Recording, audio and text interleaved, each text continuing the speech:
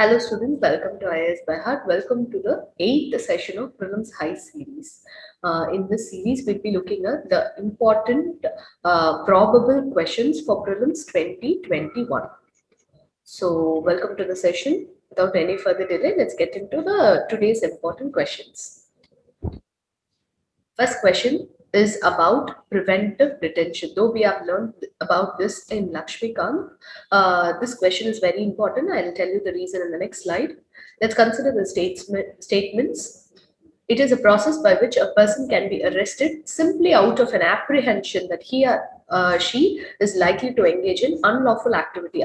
That means just a guess or an apprehension is enough to arrest a person. It can be extended only for 6 months. It is effective tool to deal with antisocial elements, and there is no example of its misuse. Which of the above statements are correct? I'll give you a few seconds to guess the answer.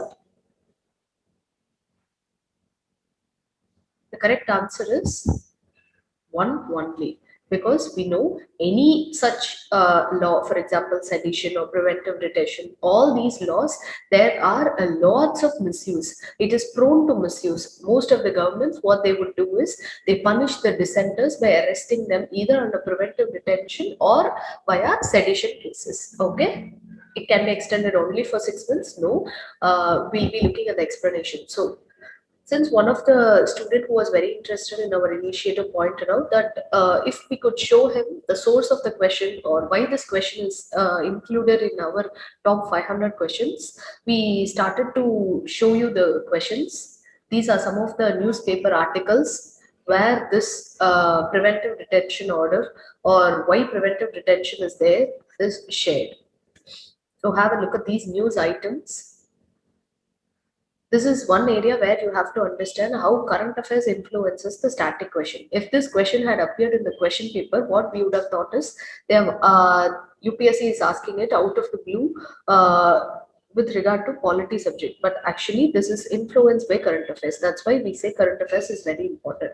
So let's look at the explanation. Ordinarily, a person could be arrested after he or she has reportedly committed a crime. So the order is a crime has to be committed, then the person will be arrested, then he will be detained or put in jail. However, there are exceptions to this. Sometimes a person can be arrested simply out of apprehension that he or she is likely to engage, that is, before a crime is being committed or unlawful activity is being made, and imprisoned for some time without following the above mentioned procedure. This is known as preventive detention. This is just NCERT based explanation. It means that if the government feels that a person can be a threat, that is only a possibility or an apprehension, and a threat to law and order or to the peace and security of the nation, it can detain or arrest that person. This preventive detention can be extended only for 3 months, not 6 months. After 3 months, it is brought before an advisory board for review. On the face of it, a preventive detention looks like an effective tool on the hands of the government to deal with antisocial elements or subversives. That is, people who are bound to make some disorder in the society. But this provision has often been misused by the government. There is a clear tension between right to life and personal liberty and the provision of preventive detention. That is, if you arrest someone without even telling him what the reason he is being arrested for, or he has not even committed the crime. So, preventive detention is more or like it is a tough between right to life and right to personal liberty and being arrested. However, the case of preventive detention, a person can be detained for 3 months, okay, not 6 months. Article 22, which deals with preventive detention, states that every person arrested and detained shall be produced before the nearest magistrate within 24 hours, excluding the travel time. And no such person shall be detained beyond this period without the authority of the magistrate. This is for normal people. If someone is getting arrested, he has to be produced in the court within 24 hours.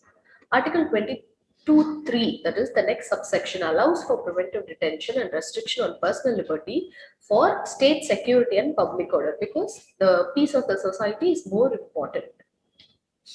Article 22(4) states that no law providing for preventive detention shall authorize the detention of a person for a longer period than 3 months unless An advisory board reports sufficient cause for extended detention. That is, a person can be extended for 3 months only. After that, he has to be produced before the advisory board. If the advisory board accepts, yeah, he is rightfully detained, then the detention can be extended further. The 44th Amendment Act of 1978 has reduced the period of detention without obtaining the opinion of an advisory board from 3 to 2 months. However, this provision has not yet been enforced. And hence the original period of 3 months still continues. This is one thing, one fact we have to remember. The 44th Amendment Act reduced the duration for preventive detention to 2 months instead of 3 months. But unfortunately, this provision is not still in force. The explanation of this is not taken from anywhere else other than NCRT class 11 political science NCRT. If you have read this chapter, rights in the Indian Constitution, you would know this. Okay, so this is the source of the answer. The source of the question is from newspaper articles. Let's move on. Which of the following statements are correct? This is from economy subject. A liquidity trap is a situation in which injections of cash into the private banking system by a central bank fail to decrease the interest rates. Liquidity trap makes monetary policy ineffective. In a situation of liquidity trap, everyone in the economy hold their wealth in money balance. That is, people believe that by spending or investing in anything, they will not get anything in return. So the liquidity, that is the cash, it will be trapped with the people itself. They will not be investing. There will not be any circulation of money, etc.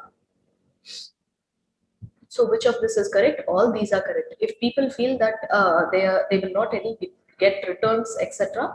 However, the central bank try to inject cash into the private banking system, the interest rate will not reduce. So these are the newspaper clippings where this term was mentioned: liquidity trap. India is vulnerable to liquidity trap. Coronavirus lockdown. Here, the excess liquidity generated by the upper class of the people who were able to come out of the coronavirus lockdown and the economic drag soon. IMF chief urges more fiscal stimulus to break the global liquidity trap, etc. So, in situation of liquidity trap, everyone in the economy hold their wealth in money balance, and in addition, money is injected within the economy. It will be used up to satiate people's craving for money balances without increasing the demand. That is, people will have more money, but they will not spend. Increase the demand for bonds without further lowering the rate of interest. That is, if more people are coming and buying bonds, or if more people are selling only, the interest rate will go up or higher. That will not happen in a situation of liquidity trap.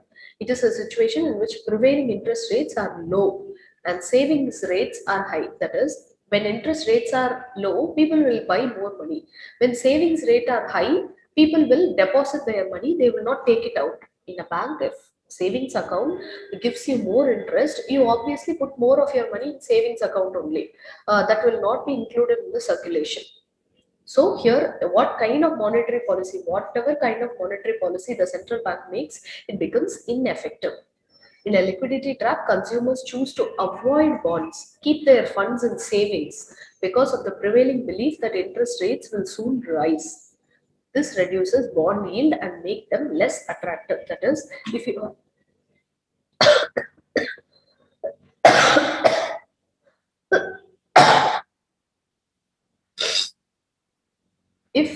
are depositing your money in a bank, you have a very strong belief that the savings interest rate will surely increase. So what will you do? You will not take the money out, you will not invest in anything, etc.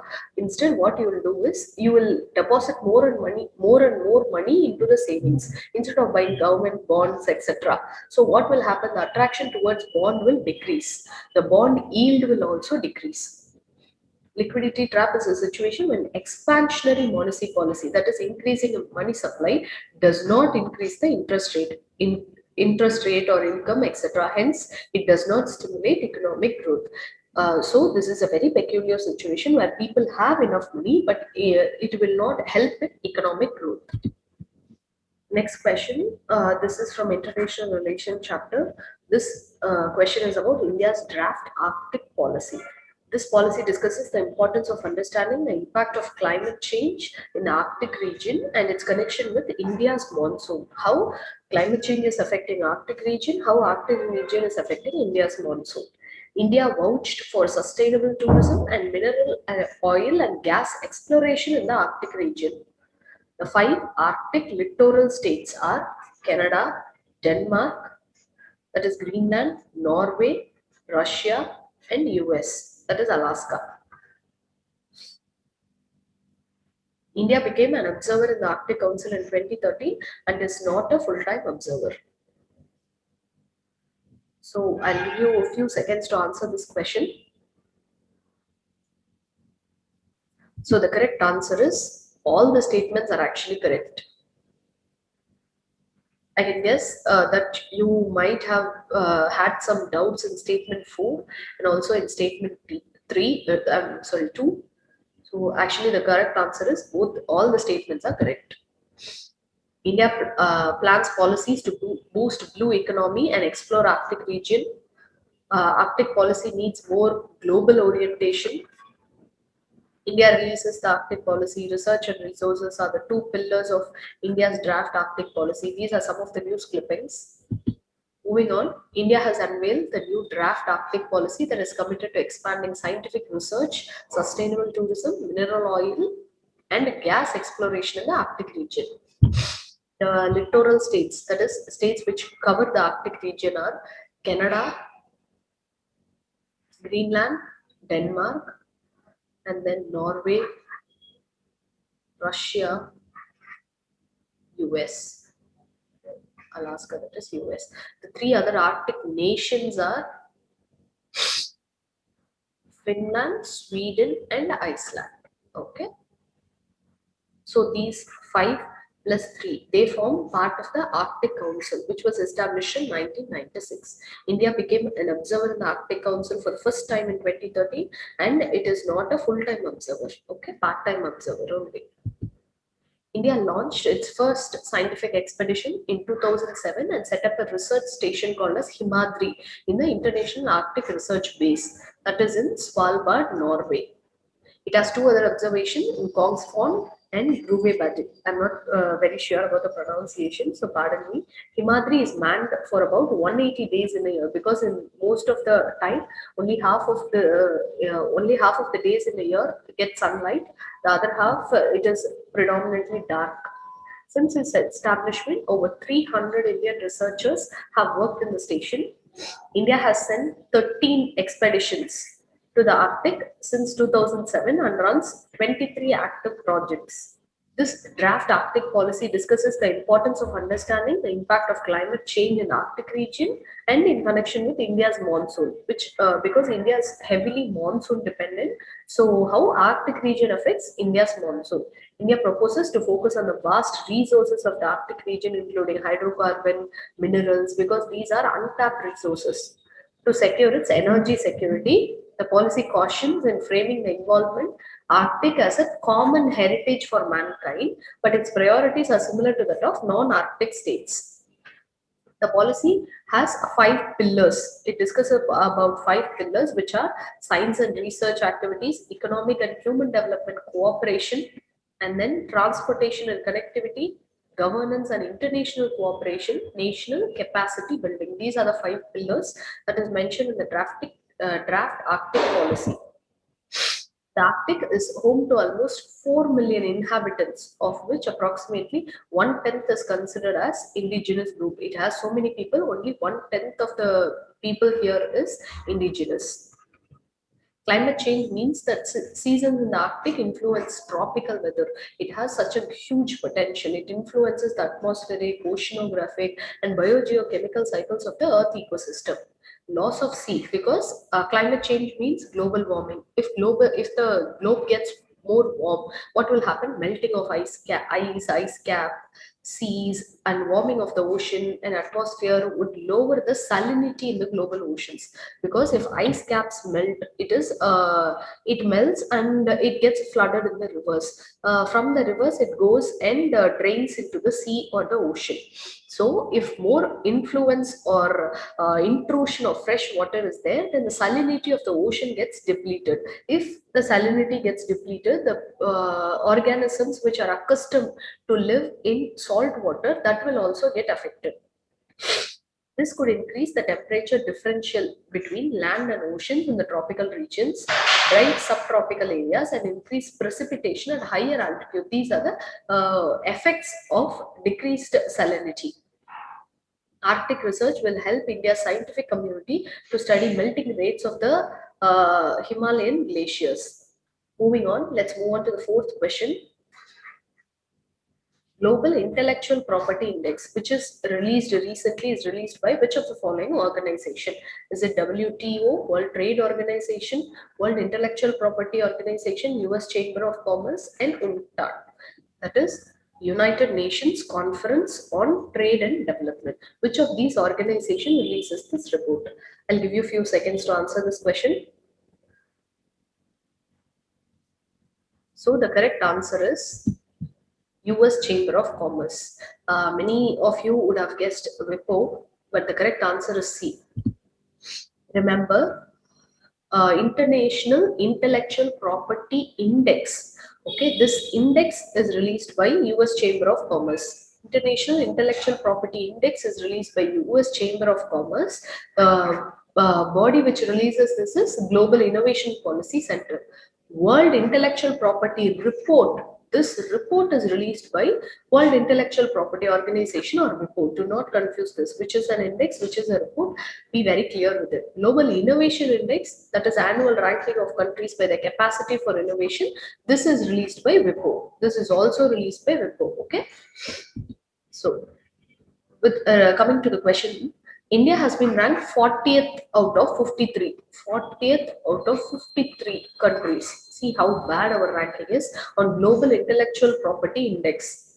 Though though the country showed improvement in terms of score, it is still a very bad rank. Global Intellectual Property Index is released by Global Innovation Policy Center or GIPC of US Chamber of Commerce. It consists of 5 key sets of indicators, which is patents, related rights and limitation, that is patents, copyrights, trademark, enforcement, and then membership and ratification of international treaties. These are the 5 categories or fields from which this index is, the various countries are ranked according to this index. Coming to India's performance, India was placed at 36th position among 50 countries. India's score, however, increased. We have increased our score from 36% to 38.46%. That is 2.4% jump in absolute score. But the thing is, India's relative score was really low.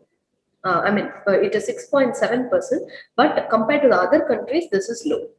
India continued to score well in the systemic efficiency indicator ahead of 28 other economies in this indicator, but the rank of 40 out of 53 countries is still pathetic one. About this World Intellectual Property Organization, it is one of the 17 specialized agencies of UN created in 1967. The aim of this is to encourage creative activity, promote the protection of intellectual property, that is copyright, trademarks, etc. It currently has 188 member states, 26 international treaties administered by this, and the headquarters is in Switzerland, that is Geneva.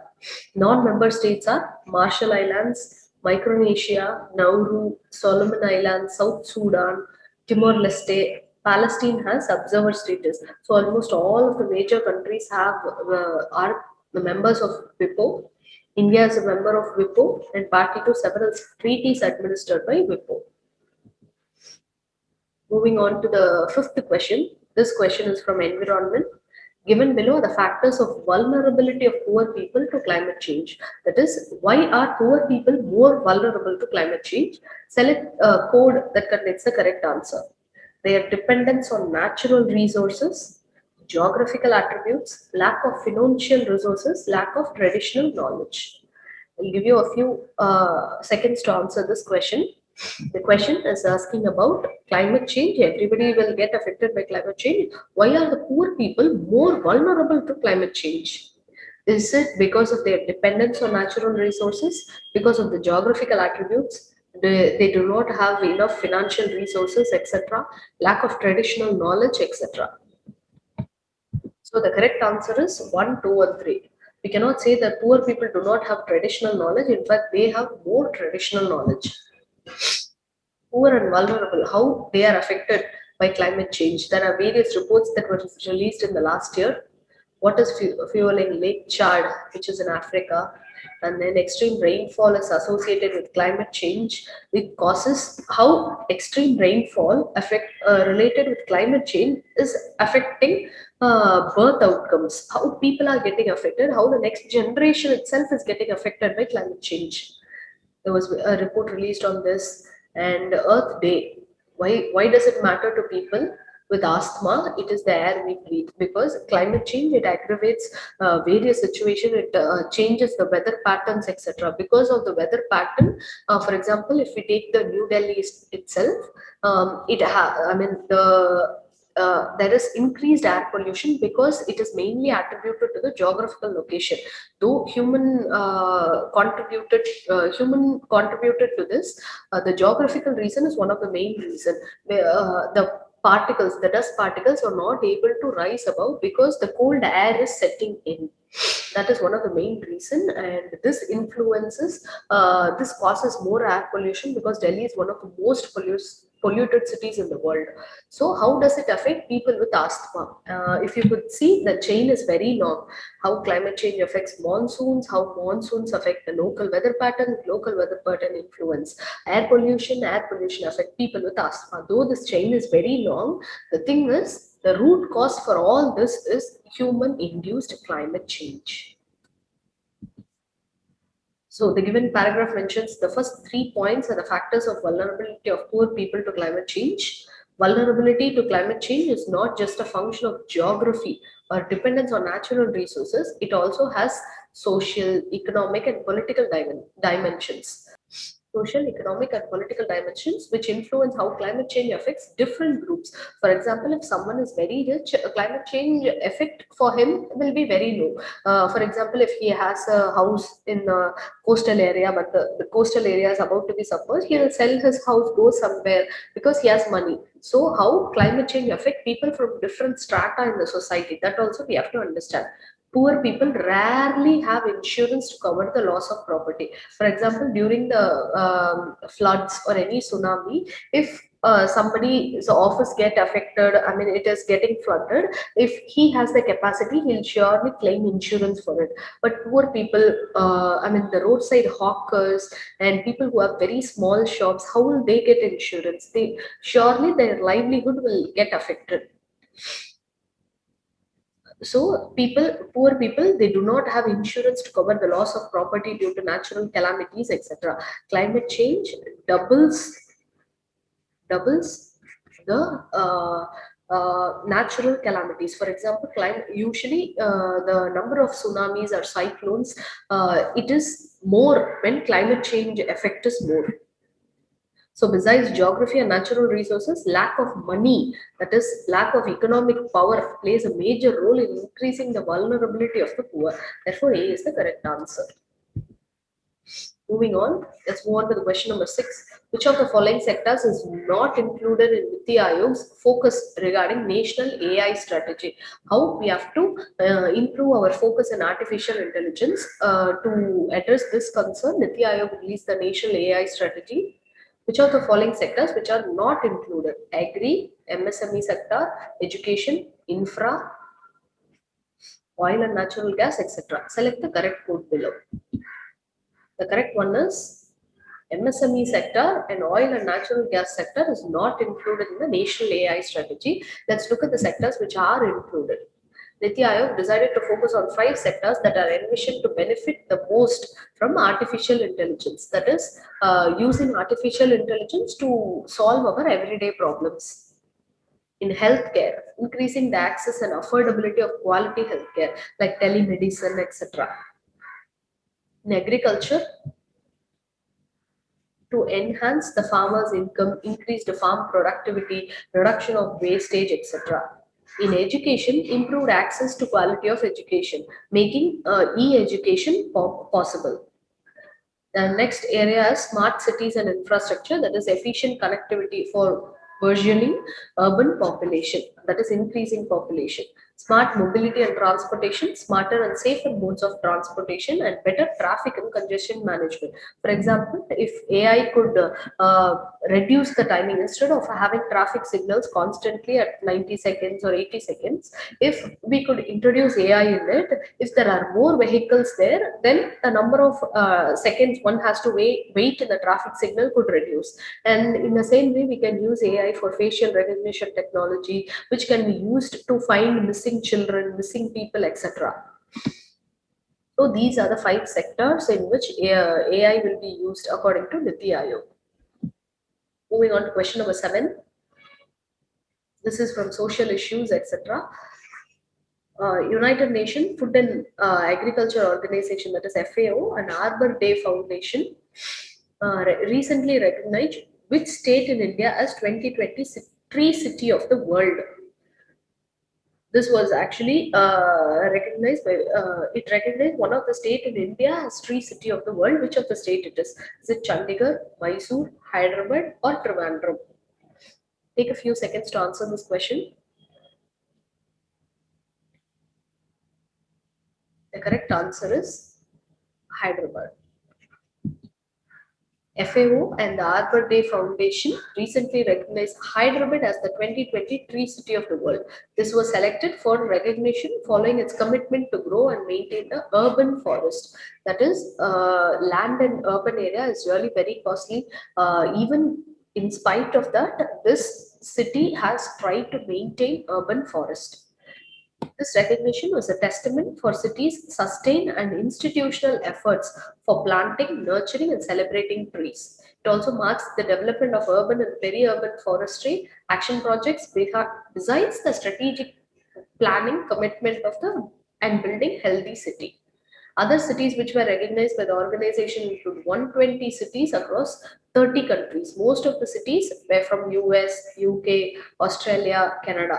So the aim is to recognize the cities which have taken effort to maintain green spaces in the urban areas. After this, Hyderabad will join a network of like-minded cities who recognize the importance of trees, maintaining a green cover, a relief space, etc. Instead of making our urban places like a concrete jungle, a relief of green cover is necessary. Hyderabad got the recognition in the second year of the program organized by the foundation. Moving on to question number 8. Match the tribes of India with their respective states. Mankidia tribes, Araku tribes, Bru, Taru tribes. We have been consistently seeing in newspaper the Bru and Riang tribes. They belong to Tripura. We know Mankidia tribes. It was in news because of Simlipal Tiger Reserve. They belong to Odisha. Araku Valley is in Andhra Pradesh, so the tribe should belong there. Taru tribes, they belong to Uttar Pradesh. Recently, they were also in news. So the correct answer is 4312. Mankidia from Odisha, Araku from Andhra Pradesh, Ru from Tripura, Taru from Uttar Pradesh. Let's look at them. Mankidia, they are found in Odisha. They live in Similipal Tiger Reserve. They are one of the 13 particularly PVTG, that is particularly vulnerable tribal groups. And they are marginalized group that critically depends on making rope with the Siali fiber that is richly available in Similipal Tiger Reserve. They were denied habitat rights inside the core area of Similipal, because we know in any reserve it has a core area, buffer area, transition zone, etc. Okay, they were denied rights to reside in the core area, which is the sensitive part. This is the core area. They were denied rights to habitat the core area under the historic scheduled tribe and other. I'm sorry, another traditional forest department, forest dwellers, that is Forest Right Acts FRA of 2006. They were denied rights according to the Forest Rights Acts of 2006. State Forest Department objected their habitat rights on the ground that tribals could be attacked by wild animals, especially tigers, because Similipal Tiger Reserve has one of the highest number of tigers in the country. Therefore, they are more vulnerable to getting attacked by tigers. And what if they cause some harm to the tigers also? So they were denied habitat rights. That's why this was in news. Araku tribe, Araku Utsav, a festival showcasing the rich heritage and culture of the tribes, was celebrated recently in Andhra Pradesh. It is a 2-day annual celebration in Araku Valley of Andhra Pradesh. It is aimed at showcasing the local tribal culture and heritage. It is also to encourage tourism in the region. It is organized by the state government. Arakka Valley is known as Ooty of Andhra. It is a valley in the Eastern Ghats. In Vishakhapatnam district, it houses mainly tribal population, that is Arakku tribes. According to the 2011 census, 91% of the population are scheduled tribe members. Dimsa is a tribal dance that is just an additional information by the Purja tribes in the region. It involves a group of dancers moving in circle along the movement of feet and hands in an expressive manner. You can just Google and have a view at the video. This is where is Arakka Valley. This is where is Arakka Valley in Vishakhapatnam district of Andhra. Okay. The Brood or Riang tribe. It is a community indigenous to northeast India. They are predominantly found in Tripura and Assam. In Tripura, they are recognized as PVTGs. In Mizoram, they have been targeted by groups that do not consider them as indigenous to the state. Therefore, they are being driven away from the state. 1997, following ethnic clashes, nearly 37,000 Brus fled Mizoram and were accommodated in relief camps near Tripura. So they are persecuted in Mizoram, therefore they moved towards Tripura. Since then, 5,000 have returned to Mizoram in 8 phases of repatriation, while 32,000 are still in relief camps in Tripura. Community leaders from Bru camps in 2018 signed an agreement with the center, and 2 state governments provided for repatriation in Mizoram, but most residents rejected the terms of the agreement. According to them, the agreement does not guarantee their safety in Mizoram. I mean, just returning back to Mizoram will not provide them. What if there is a threat to their life? So it was not addressed in the agreement. The center, the governments of Tripura, the state governments of Tripura, Mizoram, leaders of Bru organization signed a 4-party agreement in Jan 2020 to let the remaining refugees who have stayed back to be resettled in Tripura. Instead of staying in the relief camps, they can go and settle in Tripura itself. The rehabilitation package offer includes a financial assistance of 4 lakh and a land for constructing house for each family. This is the recently announced rehab package. Let's move on to the next one, the government schemes. Question number 9. Which of the following schemes are specially launched for funding women entrepreneurs? Mudra Yojana, TREAD scheme, Udyogini Yojana, Mahila Uddam Nidhi scheme. I'll give you a minute to give me the correct answer.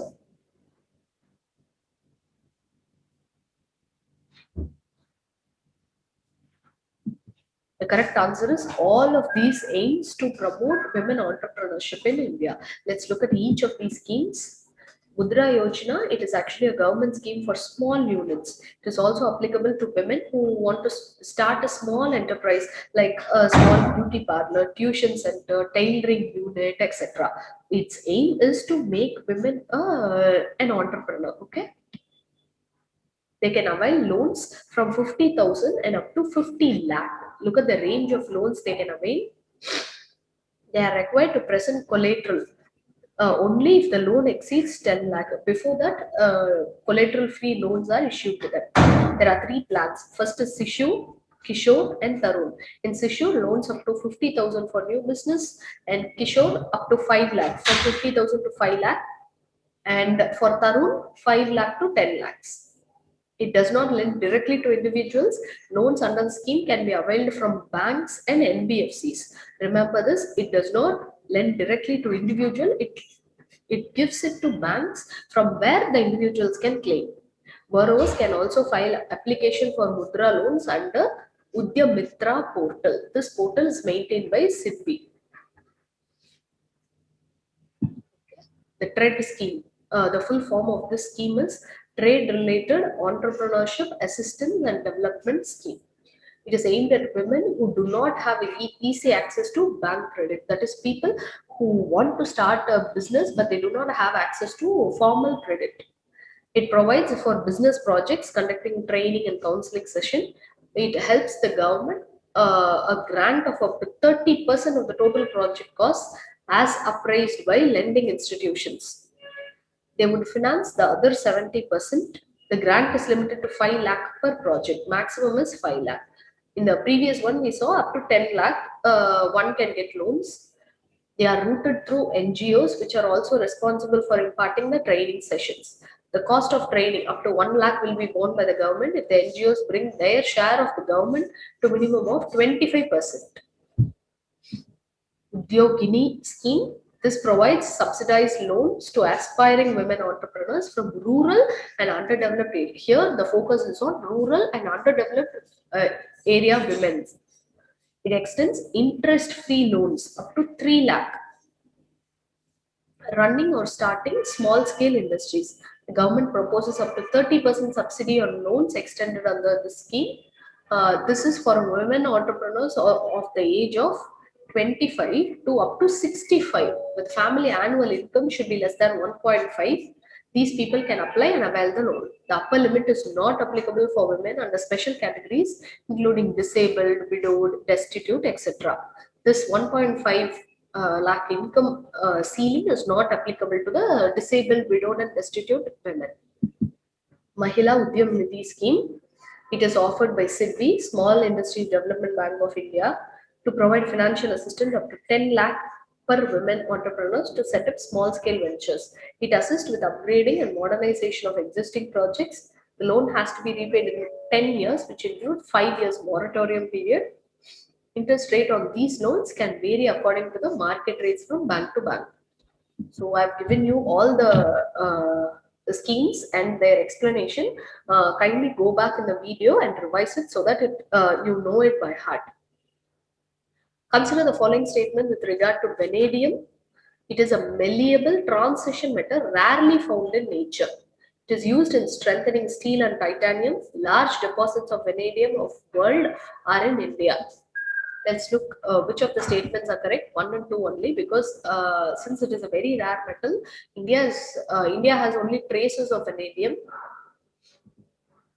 Why is this question important? Because Arunachal puts India on vanadium map recently. Traces of vanadium in various places, especially in Arunachal Pradesh, was found. China is the largest producer and consumer of high value metal, this metal, vanadium. Okay, this is how it looks. Vanadium. It is a hard silver gray malleable transition metal. Okay, it is a high value metal used in strengthening steel and titanium. The elemental metal is rarely found in nature. It is recovered as a byproduct from the slag collected by the processing of iron ore, that is vanadiferous magnetite ores. It is also found as a byproduct. Large deposits are predominantly found in China because China is home to various rare earth metals, followed by Russia and South Africa. India is a significant consumer, but it is not a primary producer because we do not have the metal. So we have come to the end of the session number 8. What we saw, I'll give you a quick recap. Preventive detention. What is preventive detention? How long it could be extended, etc. What is liquidity trap? What that situation is, and how India and global level is stuck in this liquidity trap. We saw that India's draft Arctic policy. What are the 5 pillars of the policy? We saw global intellectual property index and global intellectual property report released by 2 different agencies. How poor people are more vulnerable to climate change. We saw that national AI strategy. What are the 5 sectors which has high potential to use and introduce artificial intelligence? Tree city of the world, Hyderabad. It got recognized for its consistent efforts to create and maintain urban forests. What are the various tribes and in which state they live, and etc. We saw in this question. Ninth question: Women entrepreneur schemes. What are the various schemes? What are the important features of the scheme? I mean, how much money is allocated, to whom it is targeted, etc. 10th one, since recently India found traces of vanadium in Arunachal Pradesh, we saw this question.